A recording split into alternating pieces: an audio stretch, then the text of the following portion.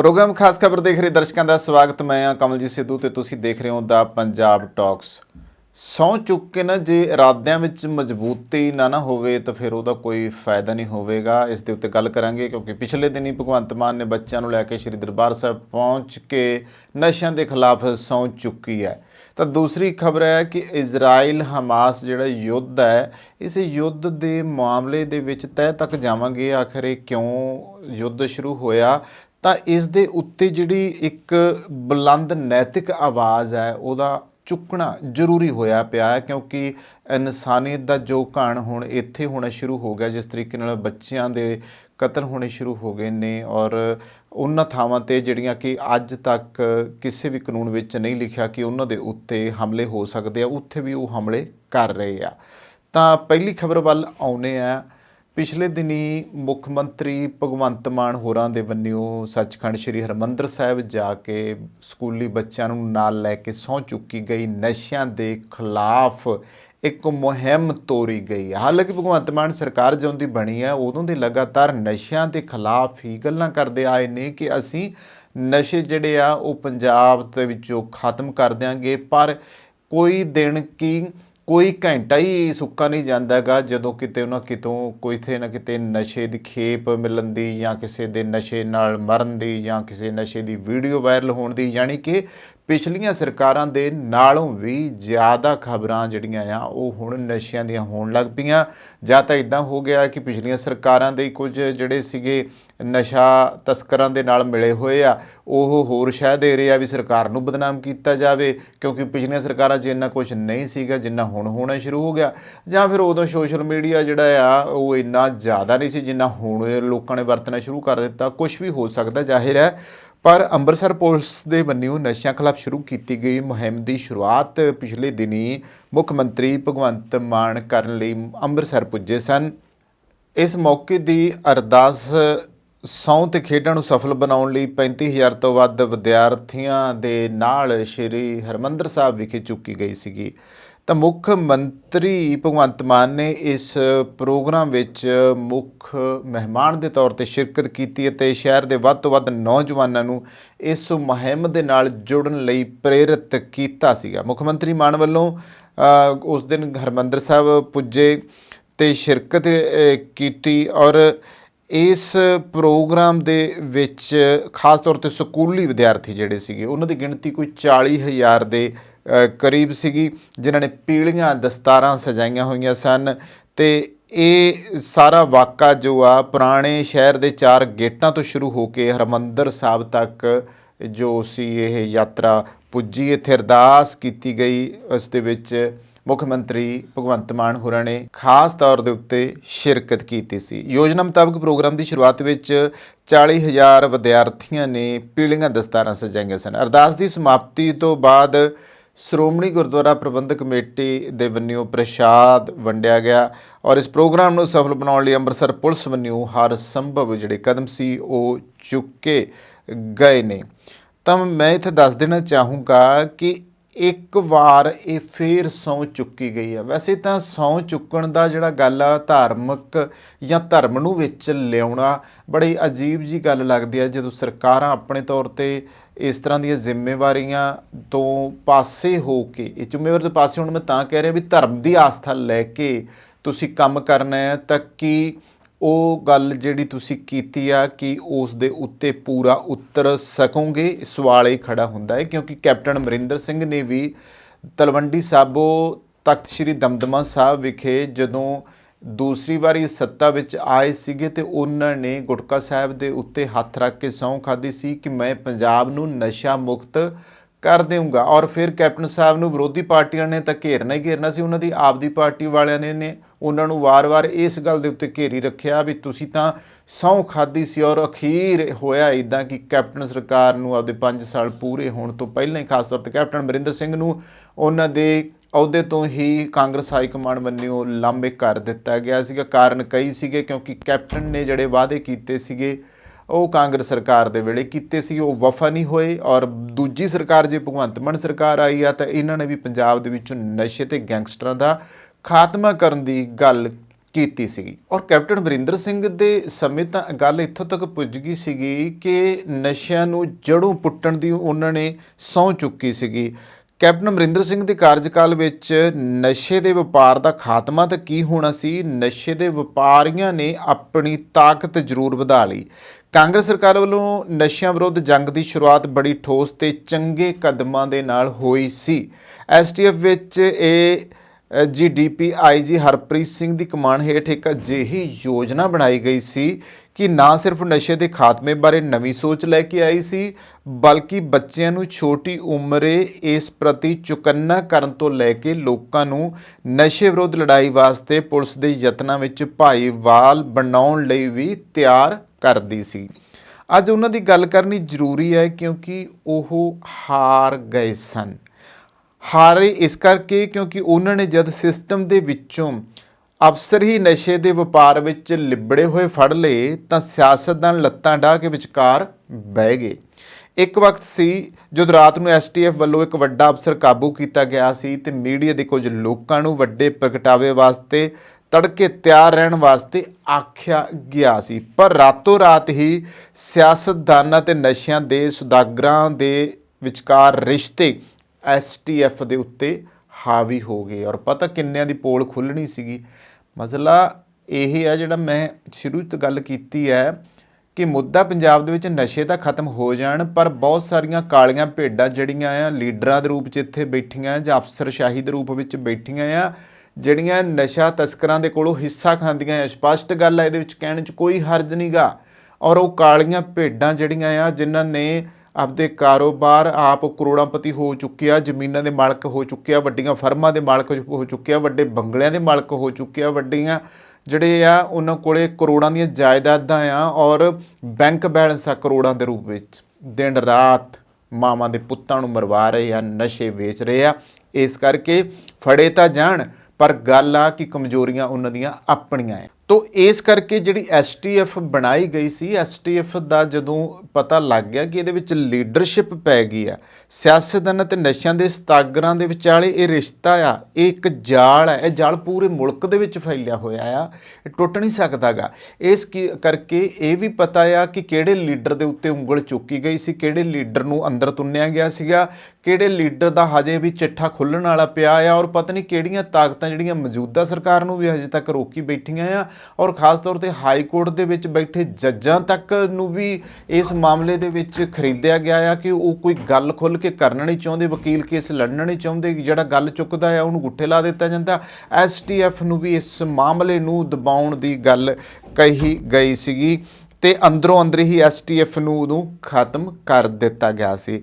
ਜ਼ਿੰਮੇਵਾਰੀ ਪੰਜਾਬ ਨੂੰ ਨਸ਼ਾ ਮੁਕਤ ਕਰਵਾਉਣ ਦੀ ਸੀ, ਪਰ ਜਿੱਥੇ ਐਸਟੀਐਫ ਕੋਲੇ ਹਰ ਥਾਣੇ ਵਿੱਚ ਇੱਕ ਸਿਪਾਹੀ ਹੋਣਾ ਚਾਹੀਦਾ ਸੀਗਾ, ਉੱਥੇ ਅਸਲ ਵਿੱਚ ਪੂਰੇ ਪੰਜਾਬ ਵਾਸਤੇ 80 ਸਨ। 80 ਤੁਸੀਂ ਦੇਖੋ ਜ਼ਿਲ੍ਹੇ ਕਿੰਨੇ ਆ, 28 ਜ਼ਿਲ੍ਹੇ ਆ, ਔਰ ਪਿੰਡ ਕਿੰਨੇ ਆ, 13,500 ਪਿੰਡ ਹੈ ਤੇ ਅਸੀਂ ਸਿਪਾਹੀ ਕਿੰਨੇ ਰੱਖੇ, 80। ਕਿੱਡੀ ਹੈਰਾਨੀ ਦੀ ਗੱਲ ਹੈ। ਯਾਦ ਇਹ ਵੀ ਕਰਨਾ ਚਾਹੀਦਾ ਕਿ ਗੁਟਕਾ ਸਾਹਿਬ 'ਤੇ ਹੱਥ ਰੱਖ ਕੇ ਚੁੱਕੀ ਸਹੁੰ 'ਤੇ ਜਦੋਂ ਵਿਸ਼ਵਾਸ ਟੁੱਟਿਆ ਤਾਂ ਲੋਕਾਂ ਨੇ ਆਪਣੇ ਆਖਰੀ ਸਿੱਖ ਮਹਾਰਾਜੇ, ਜਿਸ ਦੀ ਇੱਕ ਝਲਕ ਵੇਖਣ ਵਾਸਤੇ ਲੋਕ ਖਿੜਕੀਆਂ ਤੋਂ ਝਾਕਦੇ ਸਨ, ਉੱਤੋਂ ਪੂਰੀ ਤਰ੍ਹਾਂ ਮੂੰਹ ਫੇਰ ਲਿਆ ਸੀ ਕੈਪਟਨ ਤੋਂ। ਉਸ ਵਕਤ ਲੋਕ ਗੁਟਕਾ ਸਾਹਿਬ ਉੱਤੇ ਹੱਥ ਰੱਖ ਕੇ ਇੱਕ ਸਿਆਸਤਦਾਨ ਵੱਲੋਂ ਬੋਲੇ ਬੋਲਾਂ ਦੇ ਉੱਤੇ ਯਕੀਨ ਕਰਦੇ ਸੀ। ਪਰ ਜੇ ਹੁਣ ਗੱਲ ਕੀਤੀ ਜਾਵੇ ਨਾ ਤੇ ਇਹ ਯਕੀਨ ਜਿੱਤਣਾ ਪਊਗਾ। ਅਰਦਾਸ ਤਾਂ ਜਦੋਂ ਮਾਸੂਮ ਬੱਚਿਆਂ ਦੇ ਸਿਰ ਤੇ ਹੱਥ ਰੱਖ ਕੇ ਕੀਤੀ ਗਈ ਹੋਵੇ ਤਾਂ ਉਹ ਵੀ ਪ੍ਰਵਾਨ ਹੋਣੀ ਚਾਹੀਦੀ ਆ। ਪਰ ਜਿਸ ਤਰ੍ਹਾਂ ਪੰਜਾਬ ਦਾ ਆਪਣੇ ਸਿਆਸਤਦਾਨਾਂ ਨਾਲ ਤਜਰਬਾ ਰਿਹਾ ਆ, ਅੱਜ ਕਿਸੇ ਉੱਤੇ ਵੀ ਵਿਸ਼ਵਾਸ ਕਰਨਾ ਔਖਾ ਹੋਇਆ ਪਿਆ, ਚਾਹੇ ਉਹ ਕੈਪਟਨ ਸਰਕਾਰ ਸੀ, ਕੈਪਟਨ ਖੁਦ ਸੀ, ਜਾਂ ਫਿਰ ਹੁਣ ਮੁੱਖ ਮੰਤਰੀ ਭਗਵੰਤ ਮਾਨ ਜਾਂ ਉਹਦੀ ਆਪ ਸਰਕਾਰ ਹੈ। ਤਾਂ ਇਸ ਕਰਕੇ ਅੱਜ ਜੇ ਗੱਲ ਕਰੀਏ ਤਾਂ ਹਾਈ ਕੋਰਟ ਵੱਲੋਂ ਪੰਜਾਬ ਪੁਲਿਸ ਤੇ ਨਸ਼ਾ ਵਪਾਰੀਆਂ ਦੇ ਗੰਢ ਚਿਤਰਾਵੇ ਦੇ ਵੱਡੇ ਇਲਜ਼ਾਮ ਲੱਗੇ ਨੇ ਹੁਣ ਤੱਕ। ਅੱਜ ਪੰਜਾਬ ਪੁਲਿਸ ਭਾਵੇਂ ਰੋਜ਼ ਵੱਡੀ ਤਾਦਾਦ ਵਿੱਚ ਨਸ਼ਾ ਫੜ ਰਹੀ ਹੈ, ਪਰ ਉਸ ਦੇ ਦਾਅਵਿਆਂ ਉੱਤੇ ਪਹਿਲਾਂ ਵਰਗਾ ਜਿਹੜਾ ਵਿਸ਼ਵਾਸ ਹੈ ਉਹ ਨਹੀਂ ਕੀਤਾ ਜਾ ਸਕਦਾ ਗਾ। ਪੰਜਾਬ ਪੁਲਿਸ ਤੇ ਪੰਜਾਬ ਦੇ ਸਿਆਸਤਦਾਨਾਂ ਨੂੰ ਆਪਣੀ ਚੁੱਕੀ ਸਹੁੰ ਸਮੇਤ ਆਪਣੀ ਅਰਦਾਸ ਦਾ ਮਾਣ ਰੱਖਣ ਵਾਸਤੇ ਸਭ ਤੋਂ ਜ਼ਿਆਦਾ ਜ਼ਰੂਰਤ ਪਤਾ ਕੀ ਹੈ? ਆਪਣੇ ਅੰਦਰ ਦੀ ਸਫਾਈ ਕਰਨੀ ਪਊਗੀ ਕਿ ਤੁਸੀਂ ਕਿੰਨੇ ਇਮਾਨਦਾਰ ਹੋ, ਤੁਹਾਡੇ 'ਚ ਕੋਈ ਹਿੱਸਾ ਤਾਂ ਨਹੀਂ ਖਾ ਰਿਹਾ, ਤੁਹਾਨੂੰ ਕਿਸੇ ਨੂੰ ਹਫਤਾ ਮਹੀਨਾ ਤਾਂ ਨਹੀਂ ਮਿਲ ਰਿਹਾ ਨਸ਼ਾ ਤਸਕਰਾਂ ਦੇ ਟੱਬਰਾਂ ਮੰਨਿਓ ਜਾਂ ਉਹ ਐਡੇ ਵੱਡੇ ਗੈਂਗਾਂ ਮੰਨਿਓ ਕਿ ਉਹ ਇਹ ਕਰ ਸਕਣਗੇ, ਕਿ ਉਹ ਆਪਣੀ ਅਰਦਾਸ ਪੂਰੀ ਕਰਨ ਵਾਸਤੇ ਸਿਆਸਤਦਾਨਾਂ ਤੇ ਅਫਸਰਸ਼ਾਹੀ ਵੱਲੋਂ ਕਾਇਮ ਕੀਤੀ ਪਰੰਪਰਾ ਤੋੜ ਸਕਣਗੇ। ਇਸ ਵਾਰ ਜੇ ਗੱਲ ਸਿਰਫ ਪ੍ਰਚਾਰ ਤੱਕ ਹੀ ਸੀਮਿਤ ਰਹੀ ਤਾਂ ਪੰਜਾਬੀਆਂ ਲਈ ਬਰਦਾਸ਼ਤ ਕਰਨਾ ਔਖਾ ਹੋ ਜਾਊਗਾ, ਕਿਉਂਕਿ ਇਸ ਤੋਂ ਬਾਅਦ ਕਿਸੇ ਹਕੂਮਤ ਔਰ ਕਿਸੇ ਹਕੂਮਤ ਦੇ ਫਰਦ ਉੱਤੇ ਪੰਜਾਬ ਦੇ ਲੋਕ ਕਦੇ ਵਿਸ਼ਵਾਸ ਨਹੀਂ ਕਰਨਗੇ, ਕਿਉਂਕਿ ਕੈਪਟਨ ਅਮਰਿੰਦਰ ਸਿੰਘ ਨੇ ਪਹਿਲਾਂ ਪੰਜਾਬ ਦਾ ਵਿਸ਼ਵਾਸ ਤੋੜਿਆ ਆ। ਹੁਣ ਭਗਵੰਤ ਮਾਨ ਸਰਕਾਰ ਵੀ ਇਹੋ ਜਿਹੇ ਦਾਅਵੇ ਵਾਅਦਿਆਂ ਦੇ ਨਾਲ ਬਣੀ ਸੀਗੀ, ਪਰ ਜੇ ਹੁਣ ਇਹ ਸਰਕਾਰ ਵੀ ਆਪਣੇ ਇਸ ਦਾਅਵੇ 'ਤੇ ਪੂਰਾ ਨਾ ਉਤਰੀ ਤੇ ਫਿਰ ਇਸ ਤੋਂ ਮਾੜਾ ਇਹੀ ਹੋਊਗਾ ਕਿ ਫਿਰ ਪੰਜਾਬ ਦਾ ਜਿਹੜਾ ਵਿਸ਼ਵਾਸ ਹੈ ਉਹ ਹਮੇਸ਼ਾ ਦੇ ਲਈ ਟੁੱਟ ਜਾਊਗਾ। ਤਾਂ ਪੰਜਾਬ ਸਰਕਾਰ ਬੰਨਿਓ ਇਸ ਜਿਹੜਾ ਅੰਮ੍ਰਿਤਸਰ ਵਿਖੇ ਅਰਦਾਸ ਤੇ ਹਲਫ ਸਮਾਗਮ ਦਾ ਵਿਰੋਧੀ ਧਿਰਾਂ ਨੇ ਵੀ ਕਈ ਪੱਖਾਂ ਤੋਂ ਆਲੋਚਨਾ ਕੀਤੀ ਹੈ। ਅਕਾਲੀ ਦਲ ਦੇ ਉਸ ਲੀਡਰ ਨੇ ਜਿਹਦੇ ਉੱਤੇ ਖੁਦ ਨਸ਼ਿਆਂ ਦੇ ਇਲਜ਼ਾਮ ਲੱਗੇ ਨੇ, ਬਿਕਰਮ ਮਜੀਠੀਆ ਦੇ ਉੱਤੇ, ਔਰ ਨਸ਼ਾ ਤਸਕਰਾਂ ਦਾ ਸਰਦਾਰ ਵੀ ਉਹਨੂੰ ਕਿਹਾ ਜਾਂਦਾ, ਔਰ ਬਹੁਤ ਕੁਛ ਇਹੋ ਜਿਹੇ ਇਲਜ਼ਾਮ ਲੱਗੇ, ਔਰ ਉਹਨੂੰ ਫੜਿਆ ਵੀ ਗਿਆ ਸੀਗਾ, ਜੇਲ੍ਹ ਵੀ ਕੱਟਿਆ ਆ, ਹਾਲਾਂਕਿ ਜ਼ਮਾਨਤ 'ਤੇ ਬਾਹਰ ਆਇਆ ਹੈ। ਉਹ ਬੰਦਾ ਇਹ ਗੱਲ ਕਹਿ ਰਿਹਾ ਆ ਕਿ ਪੁਲਿਸ ਅਧਿਕਾਰੀਆਂ ਨੂੰ ਵੀ ਬਸੰਤੀ ਪੱਗਾਂ ਬੰਨ੍ਹ ਕੇ ਆਉਣ ਦੇ ਹੁਕਮ ਦਿੱਤੇ ਸਨ ਭਗਵੰਤ ਮਾਨ ਨੇ। ਮਜੀਠੀਆ ਨੇ ਕੁਝ ਤਸਵੀਰਾਂ ਸ਼ੇਅਰ ਕੀਤੀਆਂ ਸਨ ਪਿਛਲੇ ਦਿਨੀ ਤੇ ਟਵੀਟ ਕਰਕੇ ਕਿਹਾ ਸੀ ਕਿ ਮੁੱਖ ਮੰਤਰੀ ਭਗਵੰਤ ਮਾਨ ਨੇ ਸ਼੍ਰੀ ਦਰਬਾਰ ਸਾਹਿਬ 'ਚ ਕਰਵਾਏ ਰਾਜਸੀ ਸਮਾਗਮ ਵਾਸਤੇ ਪੁਲਿਸ ਅਧਿਕਾਰੀਆਂ ਨੂੰ ਵੀ ਬਸੰਤੀ ਪੱਗਾਂ ਬੰਨ੍ਹ ਕੇ ਆਉਣ ਦੇ ਹੁਕਮ ਦਿੱਤੇ ਸਨ। ਹੈਰਾਨੀ ਵਾਲੀ ਗੱਲ ਇਹ ਹੈ ਕਿ ਪੁਲਿਸ ਨੇ ਵੀ ਹੁਕਮ ਇਸ ਤਰੀਕੇ ਵਜਾਏ ਜਿਵੇਂ ਕਿ ਉਹ ਸਰਕਾਰੀ ਪ੍ਰਸ਼ਾਸਨ ਨਾ ਹੋਵੇ, ਬਲਕਿ ਆਮ ਆਦਮੀ ਪਾਰਟੀ ਦੇ ਵਲੰਟੀਅਰ ਹੋਣ। ਸਿਵਲ ਵਰਦੀ ਦੀ ਥਾਂ ਤੇ ਬਸੰਤੀ ਪੱਗਾਂ ਸਜਾ ਕੇ ਪੁਲਿਸ ਨੇ ਸਾਬਤ ਕਰ ਦਿੱਤਾ ਕਿ ਸੱਤਾ ਦੀ ਦੁਰਵਰਤੋਂ ਕਿਵੇਂ ਹੁੰਦੀ ਹੈ। ਸ਼ਰਮ ਕਰੋ ਭਗਵੰਤ ਮਾਨ, ਸ਼ਰਮ ਕਰੋ, ਇਹ ਮਜੀਠੀਆ ਕਹਿ ਰਿਹਾ ਆ, ਜਿਨ੍ਹਾਂ ਨੇ ਆਪਦੀ ਪੀੜ੍ਹੀ ਥੱਲੇ ਕਦੇ ਸੋਟਾ ਨਹੀਂ ਮਾਰਿਆ ਗਾ। ਦੱਸ ਦਈਏ ਕਿ ਮੁੱਖ ਮੰਤਰੀ ਮਾਨ ਵੱਲੋਂ ਜਿਸ ਤਰੀਕੇ ਨਾਲ ਇਹ 40,000 ਸਕੂਲੀ ਬੱਚਿਆਂ ਨੂੰ ਨਸ਼ਿਆਂ ਖਿਲਾਫ ਹਲਫ ਦਿਵਾਉਣ ਵਾਸਤੇ ਬੇਸ਼ੱਕ ਵਿਰੋਧੀ ਧਿਰਾਂ ਬਿਆਨਬਾਜ਼ੀ ਕਰ ਰਹੀਆਂ ਨੇ, ਪਰ ਸ਼੍ਰੀ ਹਰਿਮੰਦਰ ਸਾਹਿਬ ਵਿਖੇ ਪੀਲੀਆਂ ਚੁੰਨੀਆਂ ਤੇ ਦਸਤਾਰਾਂ ਨੇ ਵਾਕਈ ਅਨੋਖਾ ਰੰਗ ਬੰਨ੍ਹ ਦਿੱਤਾ ਸੀ, ਔਰ ਇਸ ਦੀ ਚਰਚਾ ਕਾਫੀ ਹੋਈ ਹੈ ਪੰਜਾਬ ਦੇ ਵਿੱਚ। ਔਰ ਖਾਸ ਤੌਰ 'ਤੇ ਰਾਜਸੀ ਸਮਾਗਮ ਵਾਸਤੇ ਪੁਲਿਸ ਅਧਿਕਾਰੀਆਂ ਨੂੰ ਵੀ ਜਿੱਦਾਂ ਬਸੰਤੀ ਪੱਗਾਂ ਬੰਨ੍ਹ ਕੇ ਆਉਣ ਦੇ ਹੁਕਮ ਦਿੱਤੇ ਸਨ।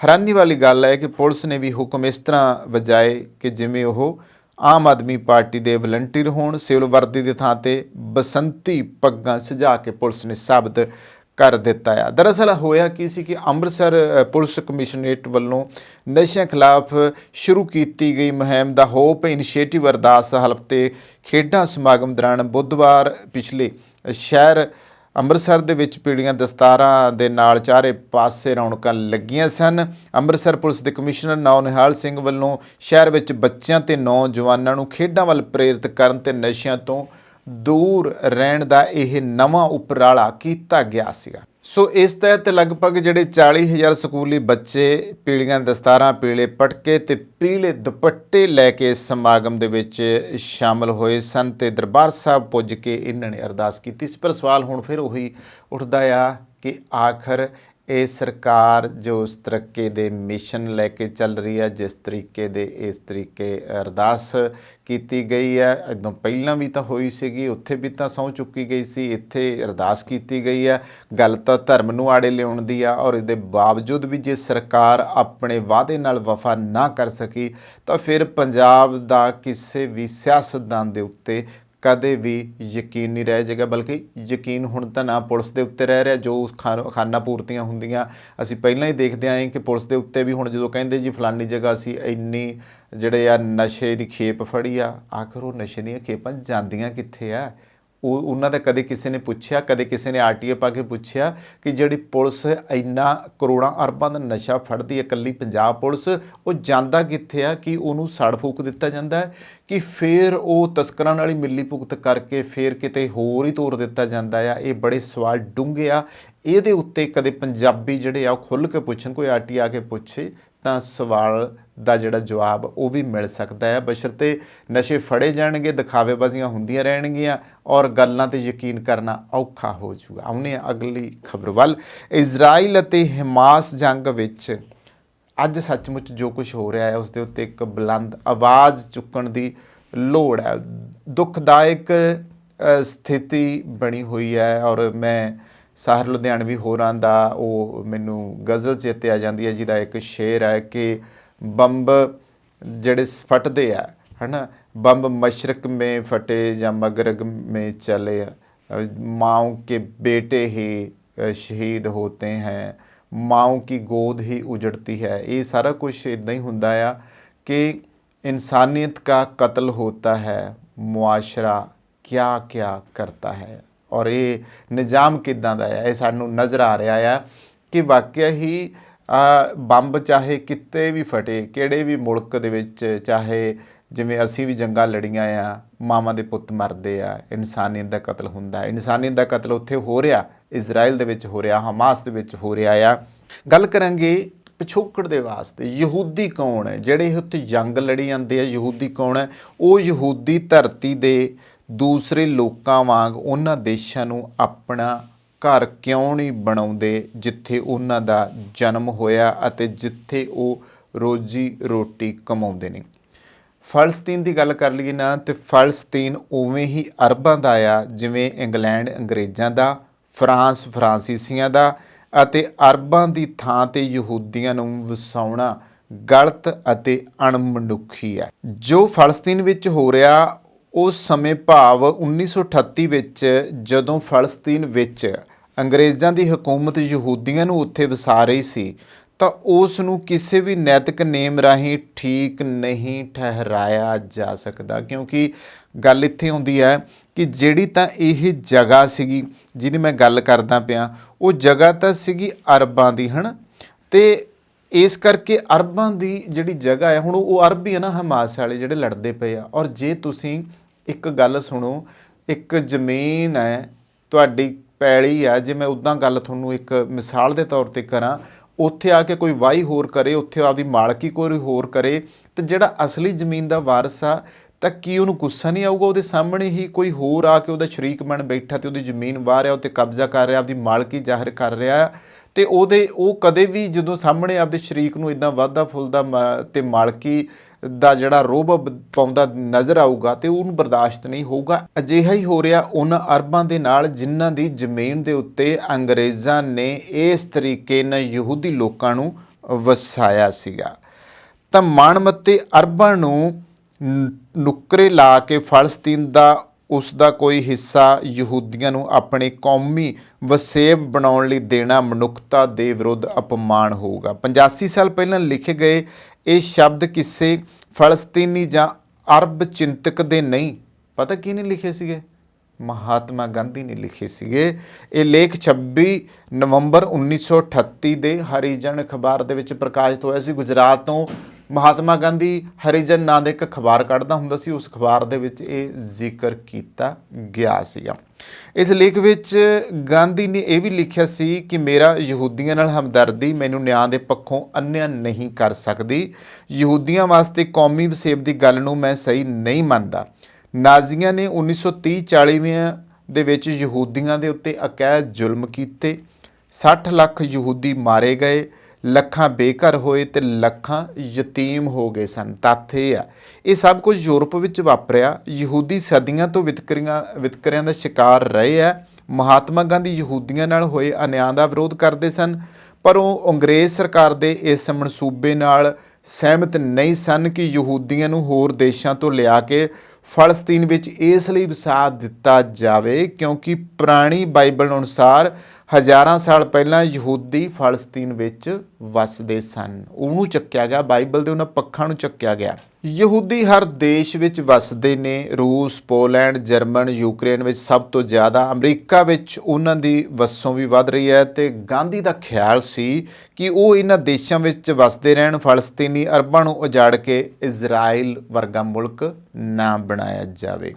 1946 ਵਿੱਚ ਜਦੋਂ ਅਮਰੀਕਾ ਨੇ ਇੰਗਲੈਂਡ ਇਜ਼ਰਾਈਲ ਬਣਾਉਣ ਦੇ ਉੱਤੇ ਤੁਲੇ ਸਨ ਤਾਂ ਉਸ ਸਮੇਂ ਮਹਾਤਮਾ ਗਾਂਧੀ ਨੇ ਲਿਖਿਆ ਸੀ ਕਿ ਮੇਰਾ ਖਿਆਲ ਹੈ ਕਿ ਪਹਿਲਾਂ ਅਮਰੀਕਾ ਤੇ ਇੰਗਲੈਂਡ ਦੀ ਮਦਦ ਨਾਲ ਤੇ ਹੁਣ ਭਾਵੇਂ ਜਦੋਂ ਕਿ ਉਹ ਮੈਂ ਲੇਖ ਲਿਖ ਰਿਹਾ ਆ ਨੰਗੇ ਚਿੱਟੇ ਆਤੰਕਵਾਦ ਨਾਲ ਆਪਣੇ ਆਪ ਨੂੰ ਫਲਸਤੀਨ ਉੱਤੇ ਠੋਸ ਕੇ ਉਹਨਾਂ ਯਹੂਦੀਆਂ ਨੇ ਭਿਆਨਕ ਗਲਤੀ ਕੀਤੀ ਹੈ।